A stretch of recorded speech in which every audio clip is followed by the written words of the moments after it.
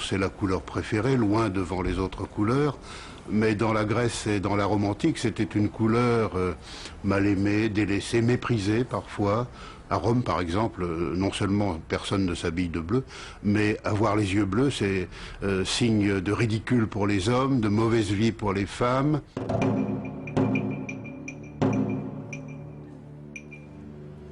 Ίσως φοβούνταν αυτό το χρώμα γιατί τους έφερνε στο μυαλό σκέψεις για βαρβαρικές φυλές πασαλιμένες με μπλε χρωστικές ουσίες που ζούσαν μακριά από τον πολιτισμό.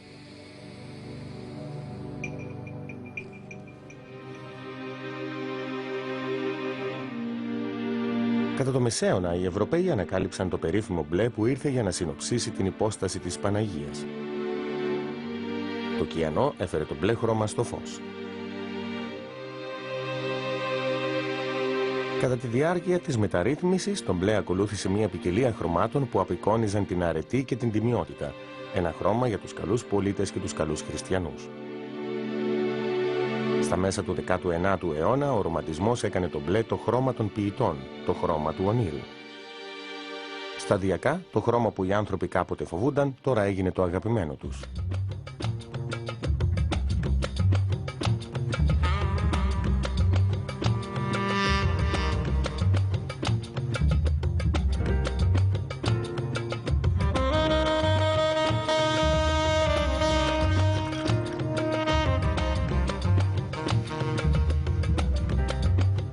What's really striking is that all people, whatever the culture, seem to have a preference for blue. And I say that not based on our own results only, but also on historical studies. There seems to be quite a strong preference for blue. Okay, that looks pretty good. I guess the aim is to sample the hue space as much as possible, even though it's a shorter version. Η Άνια Χάλμπερτ από το Πανεπιστήμιο του Νιούκαστλ στην Αγγλία διεξάγει μια μελέτη για να καθορίσει τη φύση των χρωματικών προτιμήσεων.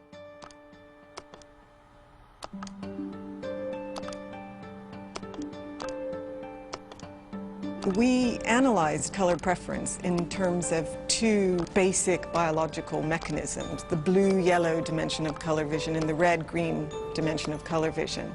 We found that on the blue-yellow dimension, everyone has a slight preference for blue. And in females, this is a very strong preference. Also in females, there's a stronger preference for the red end of the red-green dimension. So the females have a sort of reddish, bluish preference. That's the region of the hue spectrum where their preference is strongest. Pinks and lilacs tend to be both quite strong in the reddish dimension and in the bluish dimension. These colors tend to be the favorite colors for females.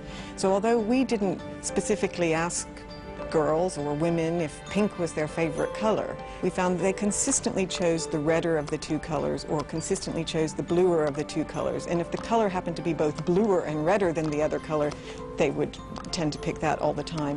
And that tended to be a sort of pinkish or lilac-ish color. So therefore, females look as if they have a strong preference for pink. Now, clearly that's something that every toy manufacturer and clothing designer for little girls has picked up on and reinforced.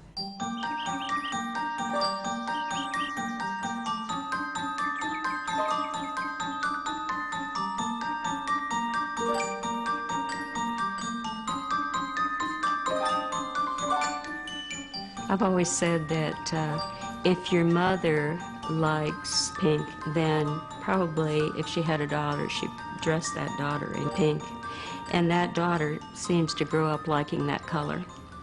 So there's been a long tradition of, particularly in Western culture, of tying blue with the male and pink with the female. Okay, we're going to do a little experiment here, and it's a blue and pink experiment, and it is to show in a very low-tech way how color affects you physiologically. Push up when I push down, okay? So push up now. As I push down on their hands, they push up, and then I have someone stand behind them and cover their field of vision with the blue, and they maintain their strength. And then I give them a shot of pink, as I always put it. So Brian's just going to put this around. We're going to put saturation on it. Look at it. Push up, Eddie. Push up. Eddie, push up. And they lose all their strength. and they get very angry. Especially the males. Now give her a shot of paint. Higher. Push up. Come on, push up. Push up. Too bad. Come on, muscles. Push up. Come on, push up. Didn't work, huh? Oh. Should have warmed up. Push them up. Put them up higher. Push up. Okay, we gave him his strength back. Whoa, do we feel manly again? Το 1978, αφού παρακολούθησε μία επίδειξη παρόμοια με το τεστ χρώματος και δύναμης του Φέρμαν, ο Δόκτωρ Αλεξάντερ Σάους από το Αμερικάνικο Ινστιτούτο Βιοκοινωνιολογικής Έρευνας στην πολιτεία της Ουάσιγκτον άρχισε να ερευνά την επίδραση του ροζ χρώματος. Διατύπωσε τη θεωρία ότι το χρώμα μπορεί να επηρεάζει την παραγωγή ορμονών επιδρώντας στο ενδοκρινικό σύστημα. Τα αποτελέσματα των πειραμάτων σε μια αμερικανική στρατιωτική φυλακή οδήγησαν το Σάους στο συμπέρασμα ότι το ροζ περιόριζε την βίαιη ή επιθετική συμπεριφορά ανάμεσα στους τροφίμους. Ακόμη και αν ένα άτομο προσπαθεί και θέλει να είναι θυμωμένο ή επιθετικό, με την παρουσία του ροζ δεν μπορεί. Οι μύες της καρδιάς δεν μπορούν να λειτουργήσουν με μεγάλη ταχύτητα. Είναι ένα χρώμα που λειτουργεί καταπραγητικά και μειώνει την ενέργεια. Ακόμη και όσοι πάσχουν από αχρωματοψία ηρεμούν σε ροζ δωμάτια. Ο Σάους παραδέχτηκε ότι χρειαζόταν περισσότερη δουλειά για να διερευνηθούν περαιτέρω οι συνέπειες. Εν τούτης, το χρώμα που ονόμασε Ροζ Μπέικερ Μίλλερ έγινε γνωστό στο ροζ των μεθυσμένων κρατουμένων.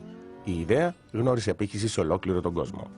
Now, I don't know if all the prisoners in the world, or at least in this country, use the right shade of pink, because there's not been that much care taken in documenting color. But evidently they did find out what the close shade would be. And in the state of Texas, it seemed like Houston really jumped on the bandwagon when it came to painting their prisons pink.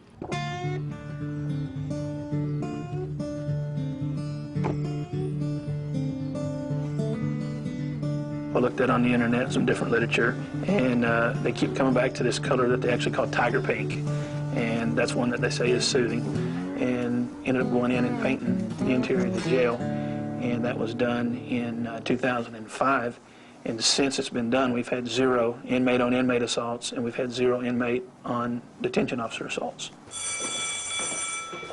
Stand on pink footprints.